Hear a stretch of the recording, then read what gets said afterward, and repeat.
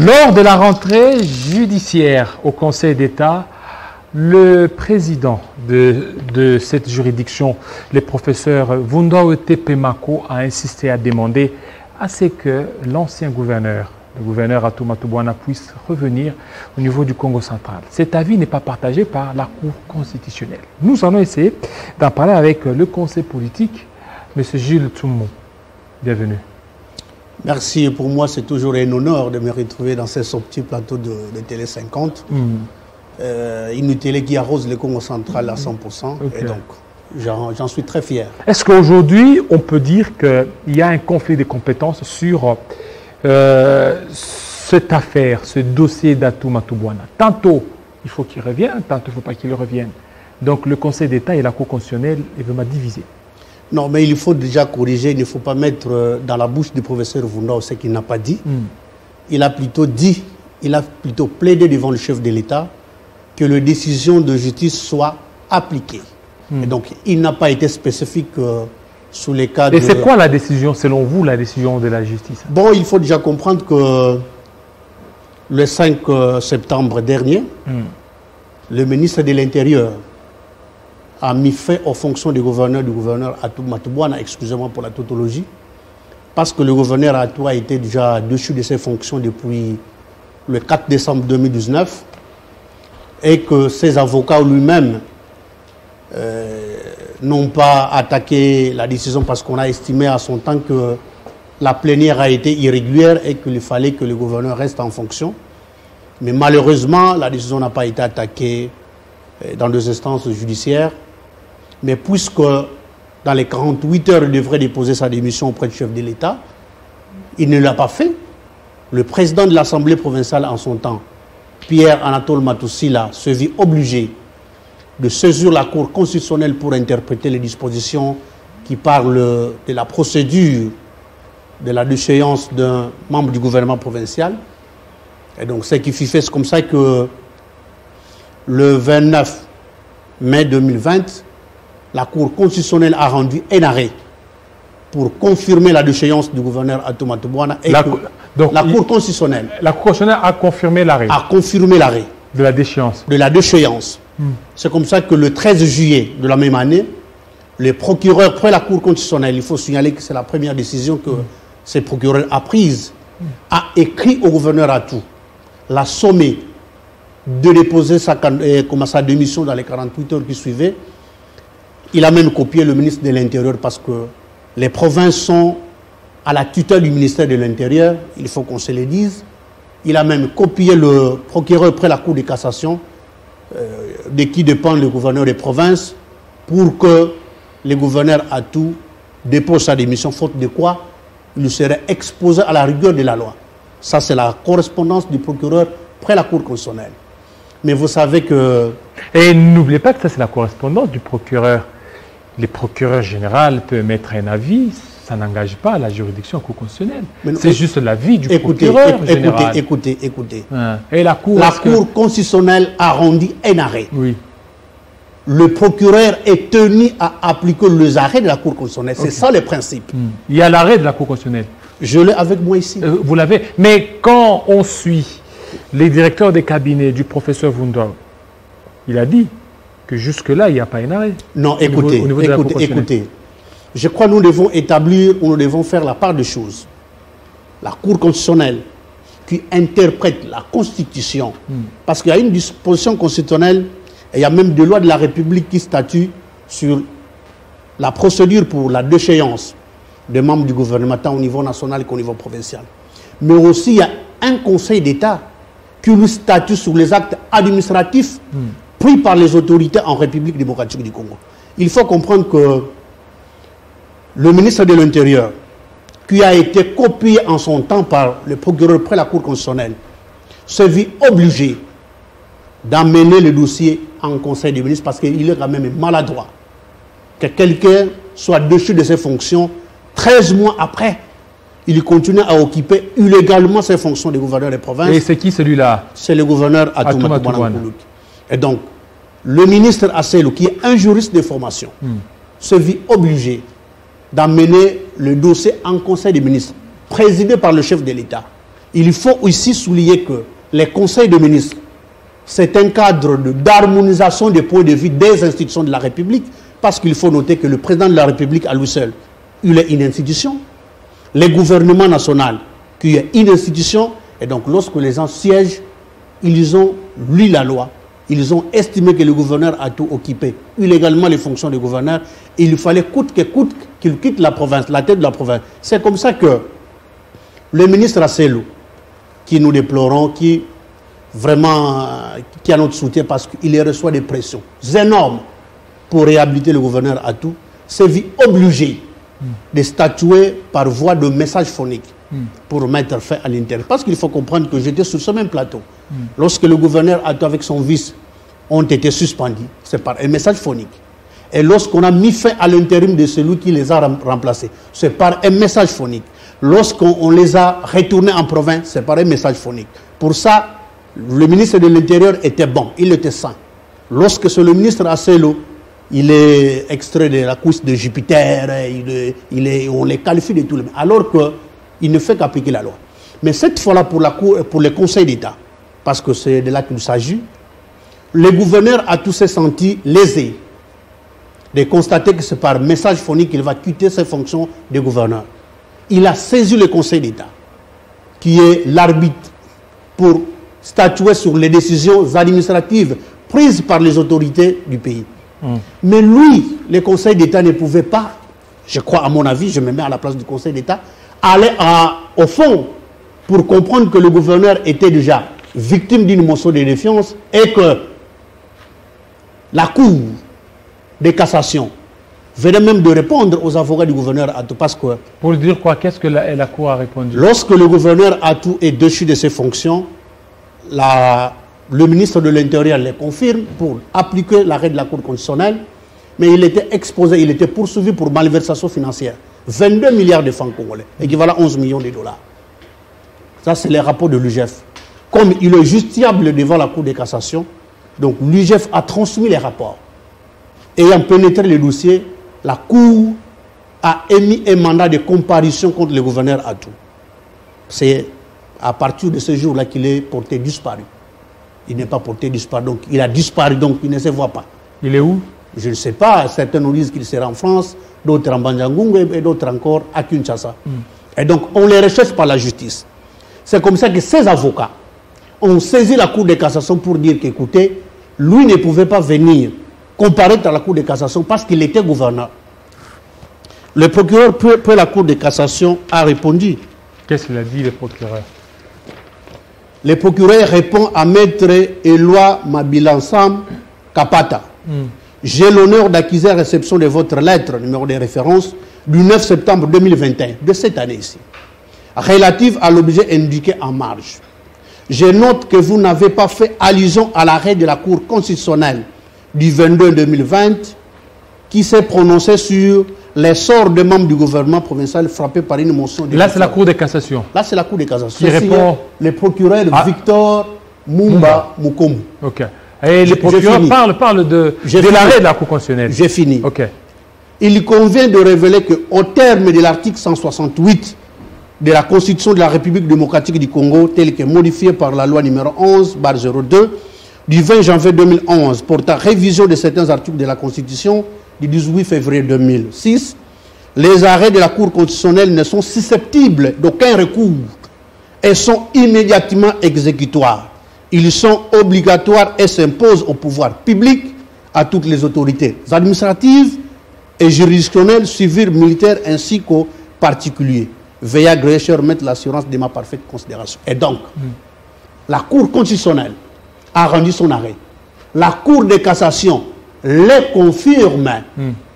Et donc, le Conseil d'État, qui lui, à son niveau, met fin à l'intérim du gouverneur intérimaire parce qu'on a estimé que le message phonique ne suffisait pas pour déchoir quelqu'un. Mais excusez-moi, j'ai fini mon idée. Je risque de la perdre. À supposer que le gouverneur intérimaire Justin Louemba n'est plus gouverneur, il redevient vice-gouverneur. Mais puisque le gouverneur Atou, lui, ne peut pas revenir comme gouverneur, compte tenu de l'arrêt qui a été rendu par la Cour constitutionnelle, confirmé par la Cour de cassation le 29 septembre de cette année, qui va assumer l'intérim? Dites-moi un peu. Non, c'est à vous parce que et vous connaissez très bien. Naturellement, c'est le vice-gouverneur qui assume l'intérim. Ce n'est pas le ministre de l'Intérieur. Non, et le vice-gouverneur est parti. Ce n'est pas celui-là qui a la préséance. Le vice-gouverneur est parti. Le vice-gouverneur était aussi suspendu comme... Non, lui n'a pas été suspendu. Le gouverneur est parti par une motion de défiance.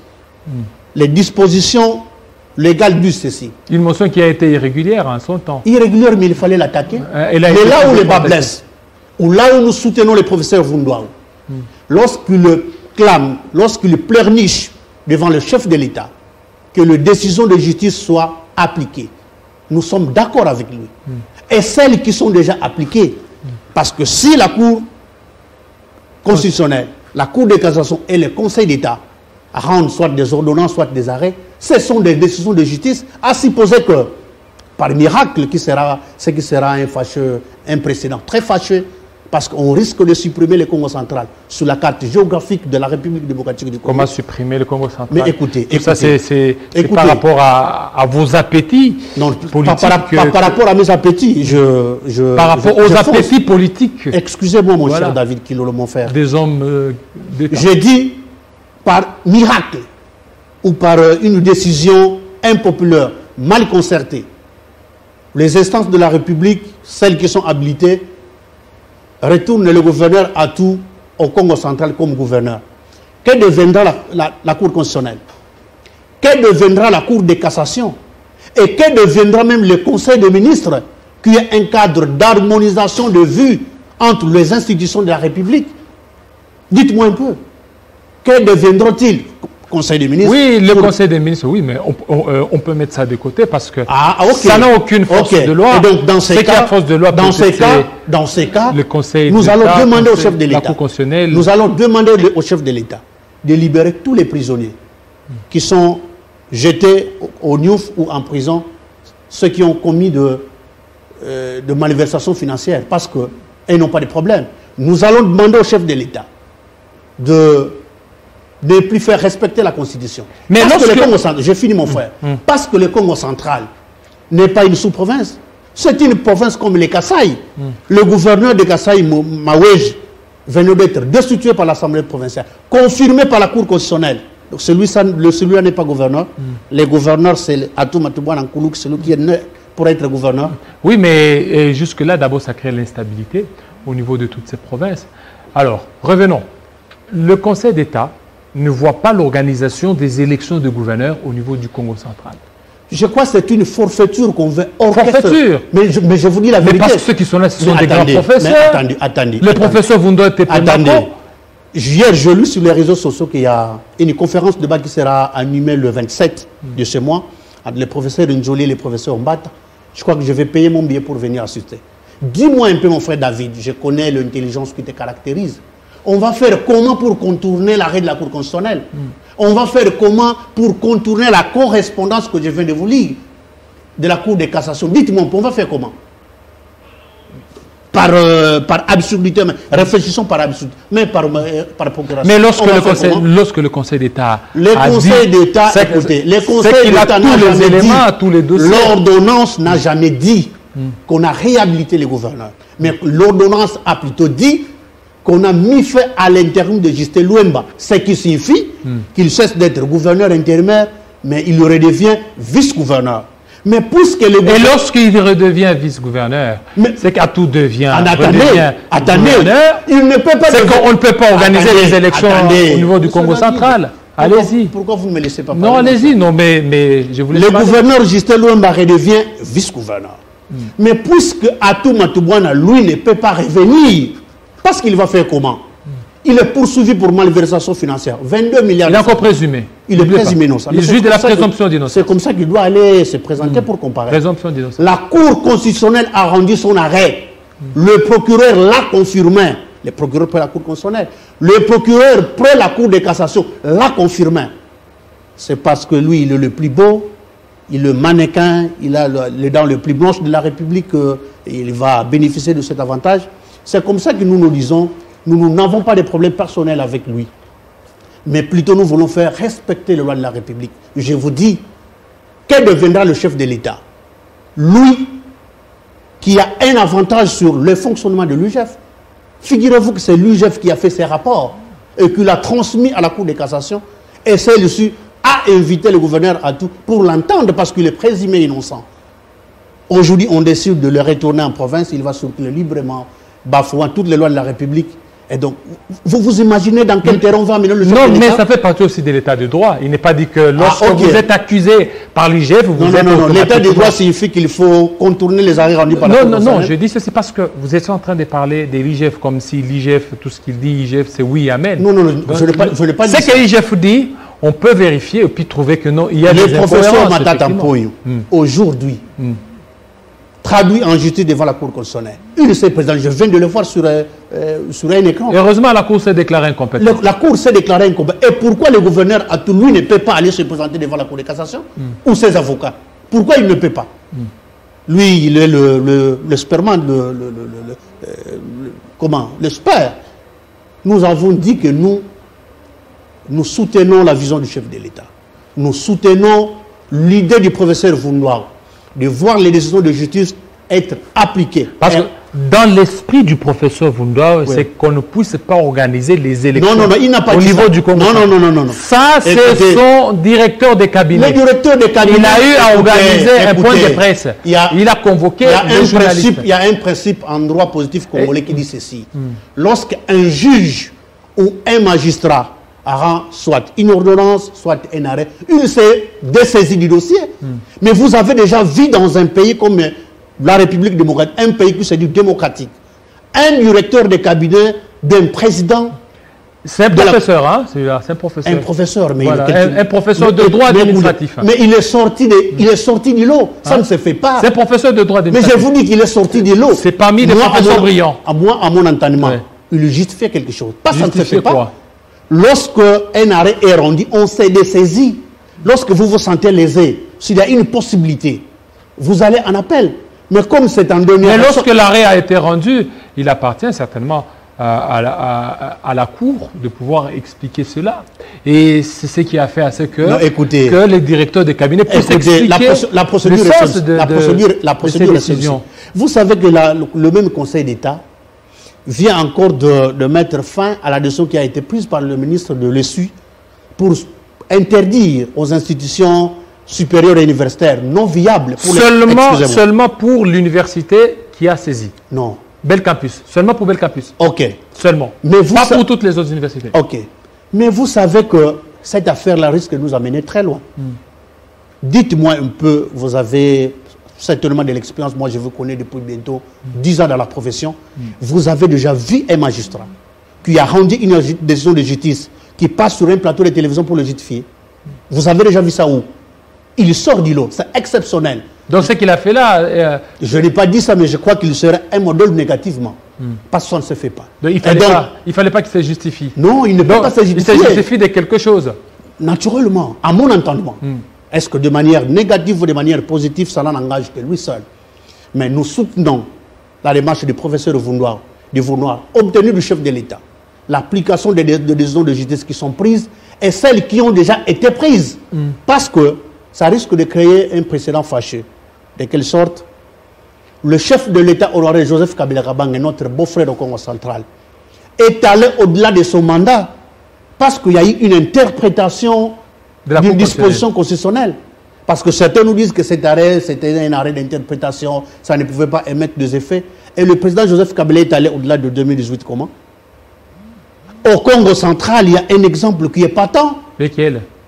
De Nkous, aujourd'hui député national, était vice-gouverneur. Il ne gagne pas les élections. Il était obligé de revenir à l'Assemblée provinciale. Mais puisqu'il y a quelqu'un qui est venu solliciter l'interprétation d'une disposition constitutionnelle, lui, Romé Potongumba, Koukou Dimaye, ne sont plus rentrés comme députés provinciaux. Pour cela, c'était un arrêt d'interprétation, il pouvait exécuter. Mais puisque c'est le gouverneur à tout, l'homme exceptionnel, on pouvait accepter le procédure. Tout ça, vous voulez qu'il y ait organisation des élections au Congo central? Ce n'est pas parce que nous voulons, c'est parce que le Conseil des ministres a décidé ainsi et que la CENI nous a dit qu'il y avait 14 provinces dans lesquelles les élections seront organisées.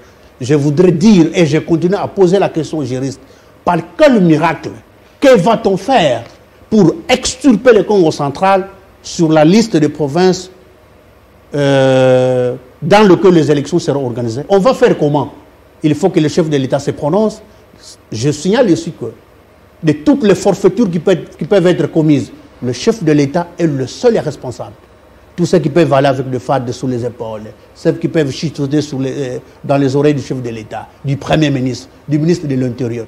En 2023, c'est seul le chef de l'État qui sera comptable de tout ce qui a été fait au pays. Et donc, nous qui avons la possibilité d'accompagner les autorités, on ne peut que prodiguer conseil dans le sens de respecter les lois de la République, dans le sens de promouvoir l'état des droits.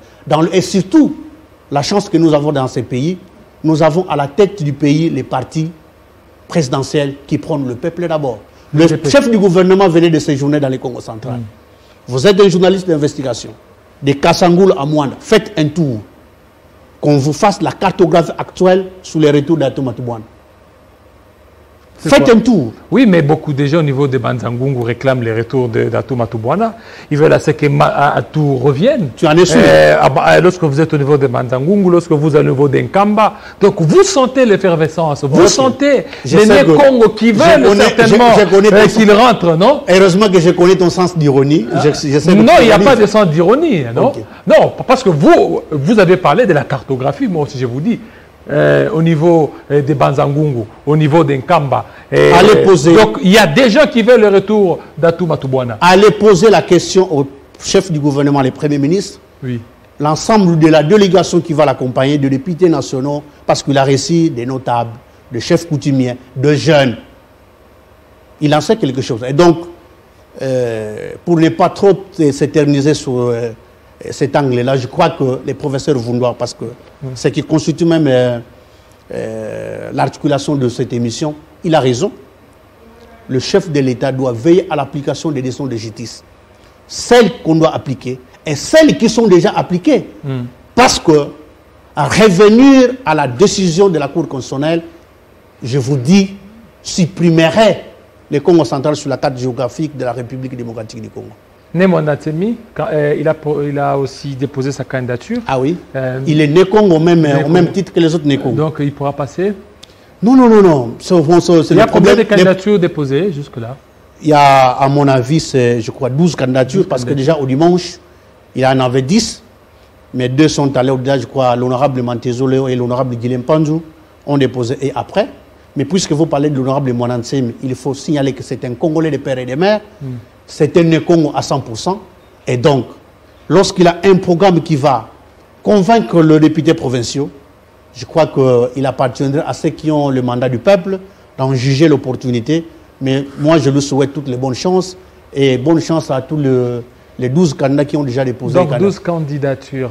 Mantezolo, Guilhem Panzou, Némanda Tsemi, donc ils sont là. L'honorable sénateur Roger Mwaka, l'honorable Mantezolo. Il y a aussi... Les plus connus, ce sont ceux-là. Il y a aussi M. Tony. Quel Tony? Il est de l'UDPS, il travaille à la présidence. Voilà, il n'est pas très connu celui-là. Voilà. Non. Être connu ou pas connu, l'essentiel qu'on ait un programme ambitieux. On convainc le député provincial qui représente le peuple. Et donc on peut même... Voilà, être gouverneur pour 6 mois ou une année. Mais c'est comme ça que je dis. Comme le gouverneur lui aussi n'est pas encore condamné définitivement par la Cour de cassation.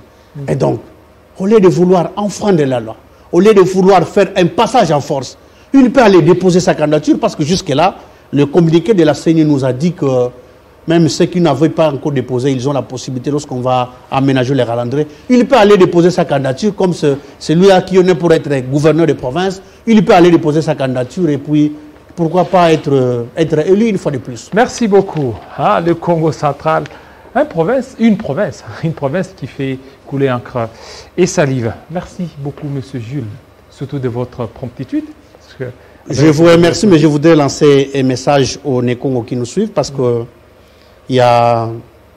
cette affaire secoue les cœurs de Nékongo.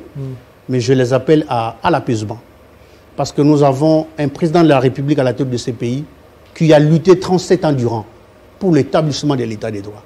Et maintenant que nous y sommes, je disais qu'en République démocratique du Congo, même Dieu Tout-Puissant n'a pas la possibilité de retirer la décision qui a été prise par la Cour constitutionnelle. Le chef de l'État n'en a pas non plus, ni le Premier ministre, ni le président de l'Assemblée, ni le président du Sénat. Et donc, il appartient à ceux qui ont le pouvoir de faire respecter et le respecter les lois de la République, qu'on en reste là pour qu'on ait une stabilité prolongée au Congo central. Parce que faire le contraire, j'ai toujours dit que les Bakongos sont comme une femme fidèle, soumise. Mais le jour qu'elle tourne le dos à son époux, elle est capable de ne pas assister à son deuil. Ça, c'est le Bakongo. Voilà. Voilà, c'est bien dit. Restez branchés sur Télé 54. À très bientôt.